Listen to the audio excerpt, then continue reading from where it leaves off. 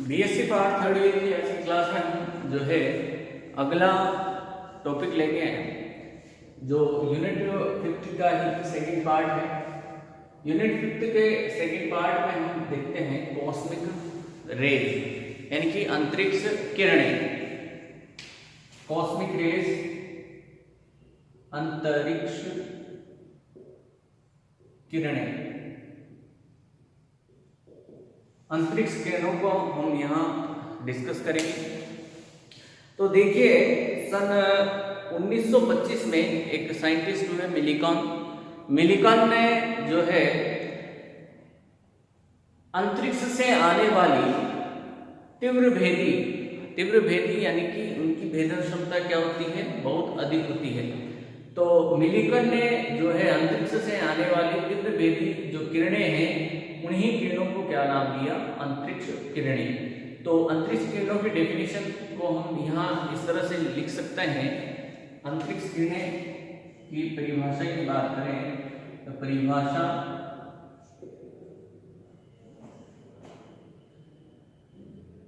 अंतरिक्ष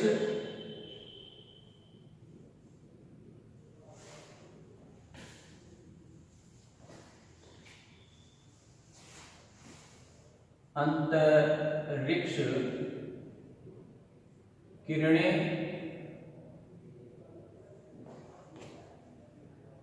वह तीव्र भेदी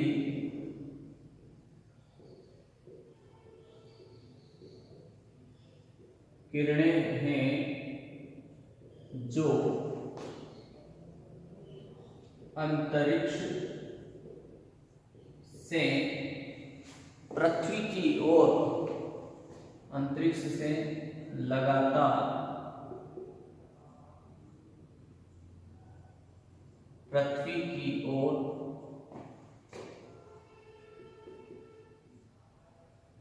आती है। अंतरिक्ष से कहाँ, पृथ्वी की ओर आती है, लगातार आती है। और ये किस प्रकार की होती है, तीव्र भेदी प्रकार की किरणें होती है। इन्हें हम क्या कहते हैं, कॉस्मिक किरणें, अंतरिक्ष किरणें। यानी कि इनकी विशेषता क्या है, तीव्र भेदी यानी कि पूरे वायुमंडल को भेद देते हुए कहां पर आ जाती है, पृथ्वी के धरातल पे आ जाती है। अब जो अंतरिक्ष किरणों की प्रकृति है, अंतरिक्ष किरणों की प्रकृति के आधार पर इनको जो है दो भागों में बांटा गया है। अब इनके वर्गीकरण की बात करें तो वर्गीकरण,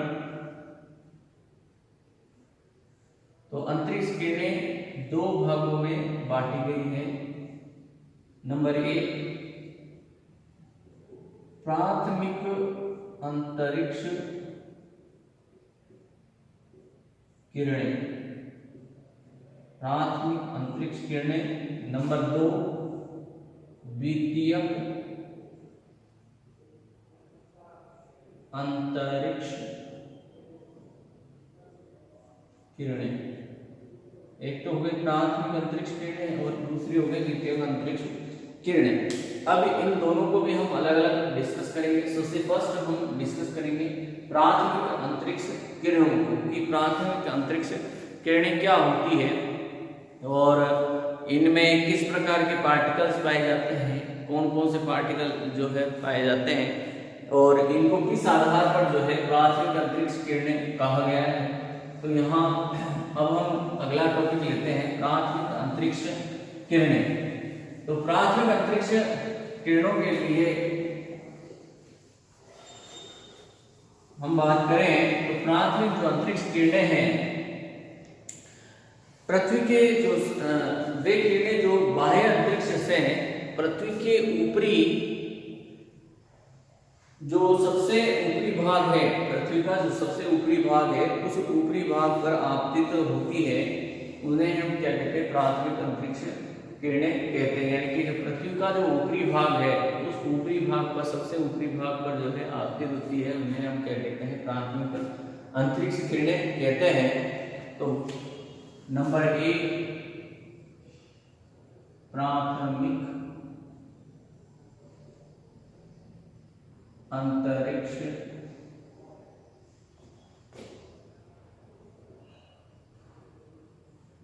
किरणें। तो देखिए किन्हें कहते हैं, इसकी डेफिनेशन कहते हैं वे किरणें जो बाह्य अंतरिक्ष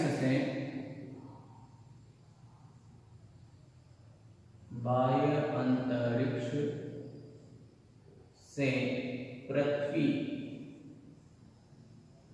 के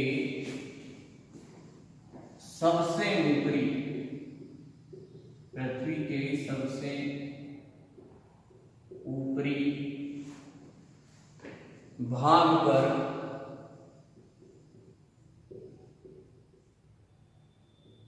आपतित होती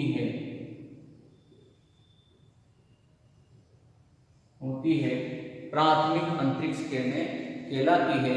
और इनका अधिकांश जो भाग है प्रोटॉन का बना होता है तथा अन्य मात्रा में जो है इनमें जो है भारी कण भी पाए जाते हैं। इनका जो अधिकांश भाग है किसका बना होता है, प्रोटॉन का बना होता है। और जो है कुछ मात्रा में अन्य मात्रा में जो भारी कण भी इसमें पाए जाते हैं। प्रोटॉन तथा भारी कणों के अतिरिक्त इनमें प्राथमिक किरणों में जो है अल्प संख्या में उच्च ऊर्जा वाले इलेक्ट्रॉन यानी कि हल्के कण भी पाए जाते हैं।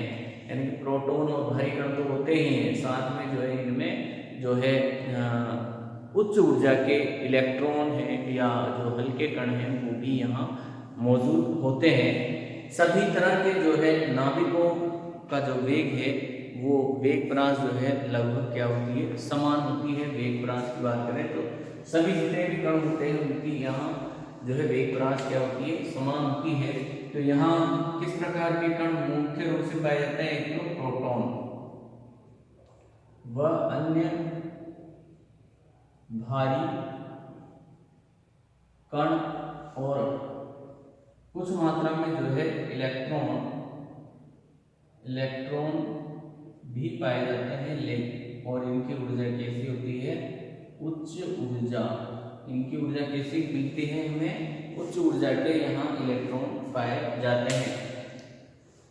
तो इस प्रकार से जो है पृथ्वी के ऊपरी वायुमंडल पर पहुंचने वाली अंतरिक्ष किरणों की जो ऊर्जा प्रास है लगभग 3 × 10⁹ इलेक्ट्रॉन वोल्ट से 10⁻10 इलेक्ट्रॉन वोल्ट तक पाई जाती है। तो जो यहाँ ऊर्जा प्रास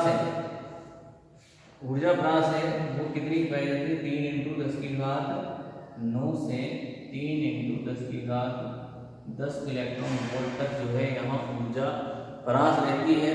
और जो कुछ प्राथमिक कण हैं उनकी जो ऊर्जा है लगभग 10⁻19 इलेक्ट्रॉन वोल्ट के करीब ही पाई जाती है। इन ऊर्जाओं की सीमा बंधन के अंतर्गत आपतित होने वाली ऊर्जा E के अंतरिक्ष किरणों के नाभिकों की संख्या, जो ऊर्जा है E की अंतरिक्ष किरणों के नाभिकों की जो संख्या प्रति एकांक क्षेत्रफल प्रति सेकंड NE के द्वारा व्यक्त की जाती है। यानी कि प्रति नाभिकों की संख्या प्रति एकांक क्षेत्रफल प्रति सेकंड जो नाभिकों की संख्या है वो NE के द्वारा व्यक्त की जाती है। और NE को जो है हम = -KE⁻²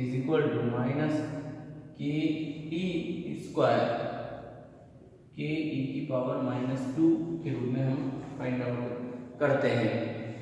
यहाँ जो K है वो एक नियतांक होता है। इसका मतलब ये निकलता है कि जो प्राथमिक अंतरिक्ष किरणें हैं, प्राथमिक अंतरिक्ष किरणों में कम ऊर्जा E के कणों की अधिकता होती है। यानी कि जो कम ऊर्जा के कण हैं यानी कि 10⁻19 इलेक्ट्रॉन वोल्ट, ये तो उच्च ऊर्जा के कण हो गए। लेकिन जो अधिकतम ऊर्जा के जो पार्टिकल पाए जाते हैं वो 10⁻9 से 10⁻10 इलेक्ट्रॉन वोल्ट यानी कि कम ऊर्जा के जो है यहाँ कणों की क्या होती है, अधिकता होती है। बात करते हैं हम द्वितीयक अंतरिक्ष किरणों की।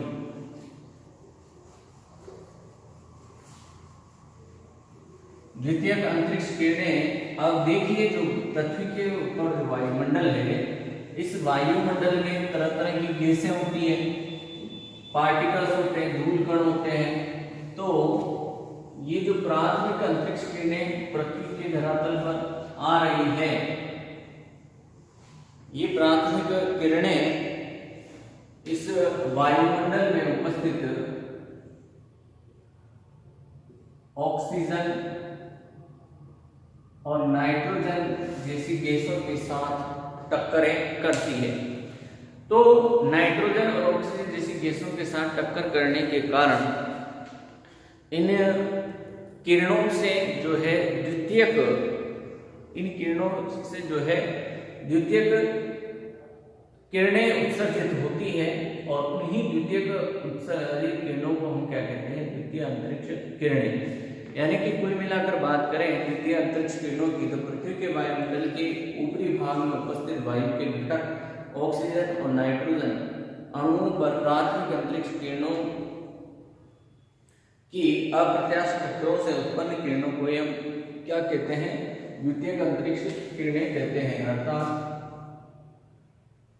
जो पृथ्वी का ऊपरी भाग है, पृथ्वी के वायुमंडल,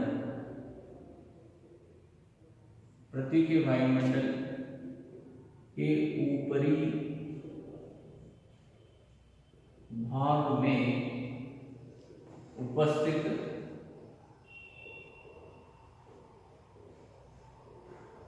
N2 व O2 जैसी गैसों के साथ प्राथमिक अंतरिक्ष किरणों की, प्राथमिक अंतरिक्ष किरणों की अप्रत्याशित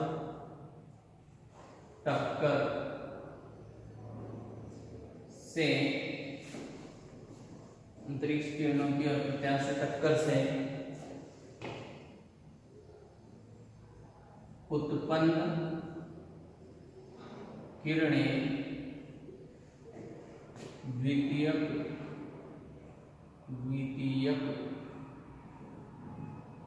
अंतरिक्ष किरणें कहलाती है, द्वितीयक अंतरिक्ष किरणें कहलाती है। और इनकी जो द्वितीयक अंतरिक्ष किरणें कहलाती है, तो पृथ्वी के तल से 20 किलोमीटर ऊंचाई तक सभी अंतरिक्ष किरणें 20 किलोमीटर की, पृथ्वी के धरातल से 20 किलोमीटर की ऊंचाई तक की जो क्षेत्र है, उस क्षेत्र में जितने भी अंतरिक्ष किरणें मिलती है वो कैसी होती है, द्वितीयक अंतरिक्ष किरणें हमें मिलती है। तो इनकी जो संरचना है वो बहुत अधिक जटिल होती है। द्वितीयक अंतरिक्ष किरणों की जो संरचना होती है कैसी होती है, अत्यधिक जटिल। इनकी संरचना की बात करें तो द्वितीयक अंतरिक्ष किरणों की संरचना कैसी मिलेगी आपको, जटिल संरचना मिलेगी। इनमें जो है भारी नाभिकीय खंड पाए जाते हैं। इनके स्ट्रक्चर में यदि बात करें तो भारी नाभिकीय खंड, यानी कि जो भारी नाभिक है वो टूटे हुए रूप में मिलेंगे। एल्फा कण मिलेंगे आपको, जो है प्रोटॉन्स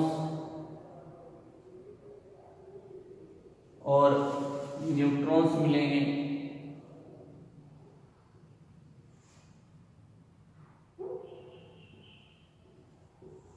इसके अलावा पॉजिटिव और नेगेटिव मेसॉन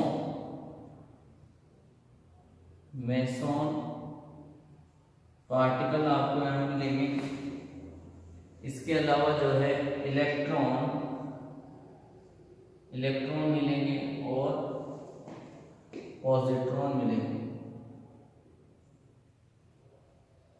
तो ये इतने प्रकार के कण जो है द्वितीयक अंतरिक्ष किरणों के अंतर्गत मिलते हैं और साथ में फोटोन को हम बोले फोटोन भी यहाँ मिलते हैं।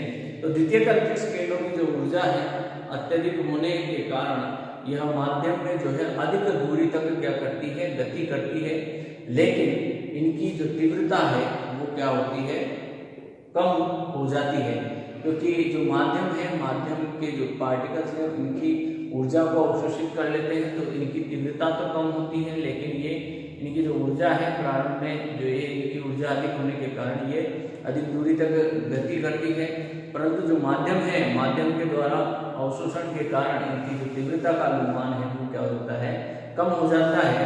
माध्यम द्वारा अंतरिक्ष किरणों के अवशोषण के अध्ययन से अंतरिक्ष किरणों की जटिल संरचना और भेदन को जो है हम भेदन क्षमता जो है ज्ञात कर लेते हैं। जो माध्यम है, माध्यम के द्वारा इनका अवशोषण होता है और उसी अवशोषण का उपयोग करते हुए जो है इनकी जटिल संरचना और भेदन क्षमता का क्या करते हैं, हम स्टडी करते हैं। अब हम इसके बाद बात करते हैं अल्पभेदी और अतिभेदी घटकों की। तो यहाँ अब हम बात करेंगे अपने अगले टॉपिक में अल्पभेदी और अतिभेदी घटकों की। तो यहाँ देखिए हमने एक ग्राफ लिया है, आपेक्षिक तीव्रता और शीशे की मोटाई।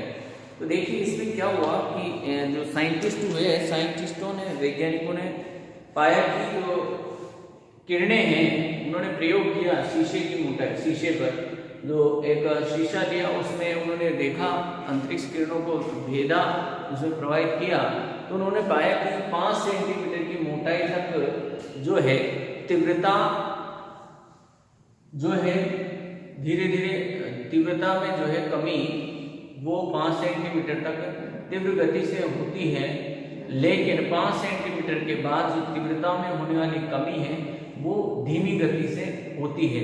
कमी तो हो रही है तीव्रता में, लेकिन वो गति क्या हो गई, धीमी हो गई। यानी कि यहाँ से यहाँ तक बात करें 5 सेंटीमीटर की मोटाई तक, तो जो तीव्रता है वो बहुत अधिक दर से जो है कम हो रही है, लेकिन 5 सेंटीमीटर की मोटाई के बाद शीशे में आगे देखें तो जो तीव्रता का मान है घटेगा तो सही, लेकिन उसकी जो घटने की जो दर है वो धीमी पड़ जाती है। तो इसी का इस प्रयोग से उन्होंने पाया कि 5 सेंटीमीटर की मोटाई तक जो है 50% अवशोषण हो जाता है। कुल कणों का कितना प्रतिशत, 50% अवशोषण हो जाता है 5 सेंटीमीटर की मोटाई तक। शीशे में जो है 5 सेंटीमीटर की मोटाई तक 50% कणों का अवशोषण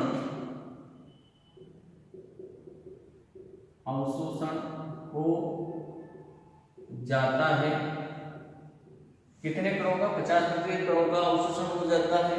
इनकी वेधन क्षमता, इनकी वेधन या भेदन, जैसे भी आप कहें भेद लेंगे, भेदन क्षमता कम होती है। इनकी भेदन क्षमता क्या होती है, कम होती है। ये जो है आगे जो है अधिक दूरी तक जो है पार्टिकल उस शीशे को जो है भेद कर नहीं बढ़ पाते हैं। इनकी भेदन क्षमता कम होती है, इस कारण इन्हें अल्पभेदी कण कहते हैं। और अल्पभेदी कणों के अंतर्गत जो है इलेक्ट्रॉन है, इसके अलावा जो है इसमें पॉजिट्रॉन है,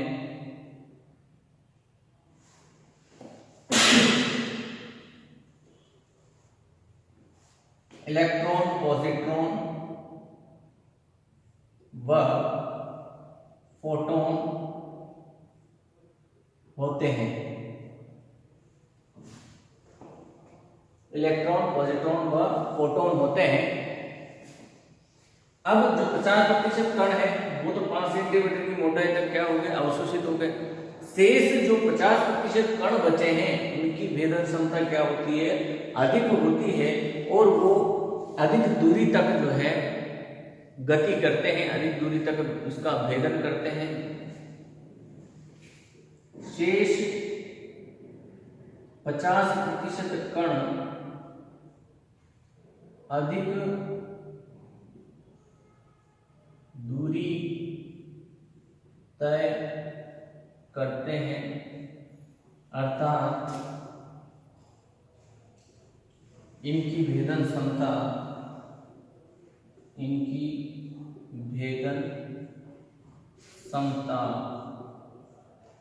अधिक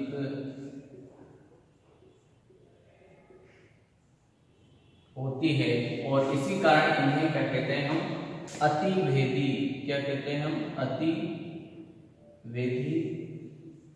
कण कहते हैं। और अतिवेदी कणों में जो है म्यूऑन्स हैं और साथ में जो है उच्च ऊर्जा के इलेक्ट्रॉन्स हैं, इनको हम लेते हैं।